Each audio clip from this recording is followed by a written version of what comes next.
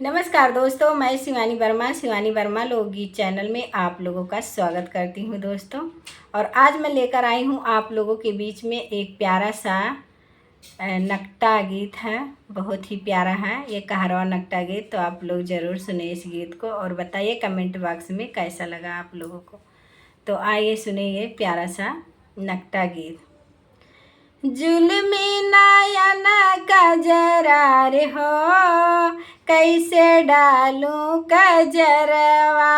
जुल्मी नयन कजरा रे हो, कैसे डालूं कजरवा।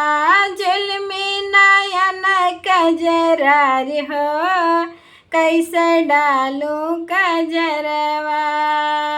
सास ससुर मोर कहवो न माने, सास ससुर मोर कहवो न माने, न माने पियवा हमार हो, कैसे डालूं कजरवा। न माने पियवा हमार हो, कैसे डालूं कजरवा।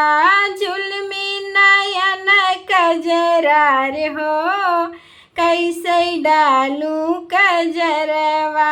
जुल्मी नयन कजरा रे हो, कैसे डालूं कजरवा। जुल्मी नयन कजरा रे हो, कैसे डालूं कजरवा।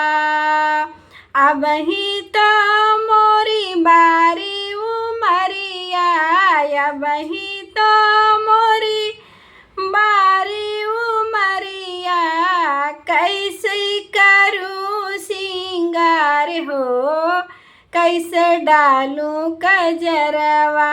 कैसे करूं श्रृंगार हो, कैसे डालूं कजरवा। जुल्मी नयन कजरा रे हो, कैसे डालूं कजरवा। जुल्मी नयन कजरा रे हो, कैसे डालूं कजरवा। जुल्मी नयन कजरा रे हो, कैसे डालूं कजरवा। पनिया भरन गई सखियन के संगवा, पनिया भरन गई सखियन के संगवा, पनिया भरन गई सखियन के संगवा, गिर गई गले की हार हो, कैसे डालूं कजरवा। गिरी गई गले के हार हो, कैसे डालूं कजरवा। जुल्मी नयन कजरा रे हो, कैसे डालूं कजरवा। जुल्मी नयन कजरा रे हो, कैसे डालूं कजरवा। सासु मोरी पनिया के भेजे, सासु मोरी पनिया के भेजे, गिर गईले गले के हार हो, कैसे डालूं कजरवा।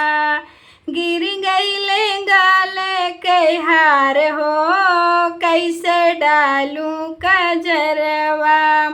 जुल्मी नयन कजरा रे हो, कैसे डालूं कजरवा। जुल्मी नयन कजरा रे हो, कैसे डालूं कजरवा, कैसे डालूं कजरवा। जुल्मी नयन कजरा रे हो, कैसे डालूं कजरवा।